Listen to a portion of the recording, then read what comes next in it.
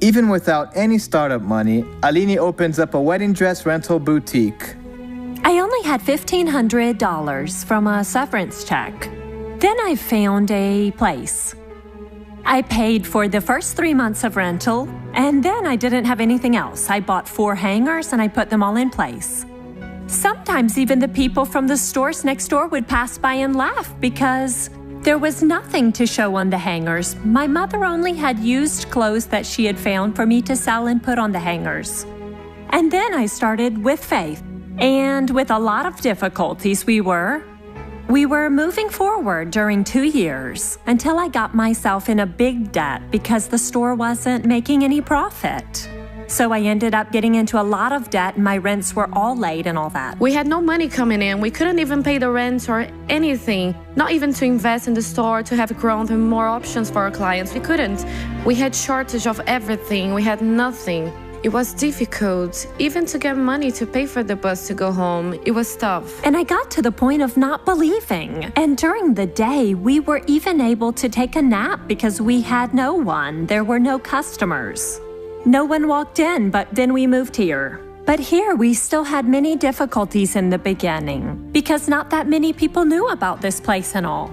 We weren't going to church, and this went on for about 2 years like that. Until one day I was at home and I was just switching channels, and when I saw him, I thought he was just asking for money, and I didn't like Dr. Suarez. I used to say, how can he do that? Doesn't he feel ashamed to ask for money on the television? I never watched him before, and I've never seen him ask for any offerings, but I just didn't like him. Dr. Suarez always says that if you don't feel it in your heart, then don't give. And that touched my heart, you know. But I started thinking, is that for me? Is that for me? I thought, is he talking to me? And every day that I watched the program, God spoke to me in many ways through Dr. Suarez's life. And the Lord spoke to me every day at home. There were days that I cried a lot because of what God would speak to me, but I was still resistant. But then God touched me, and I started sponsoring. I worked with wedding dresses. We rented the dresses. Then God opened a door for me to work with wedding decor. And God opened more and more doors. We work with wedding dresses. We rent the dresses. We can organize the ceremony and do the decor. So thanks to the Lord that things were getting so much better. And God has been blessing us so much more. Sometimes clients try to come after closing. So thank God we are getting a lot of customers. And it's so clear, we can see that. How it was before God in our lives and after.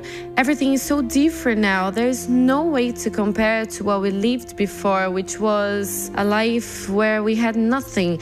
A life of many fights and battles, but without fighting with the correct weapons. When God calls you to be a sponsor and you don't start sponsoring, you are not being faithful with the Lord and your call. I am so thankful to God, first of all, for lifting up this incredible ministry that we were able to learn how we can worship the Lord better and to change our lives in all the areas and aspects. The lesson is that without God, there is nothing we can do, and that He is the one that lifts us up and gives us honor to those who honor Him.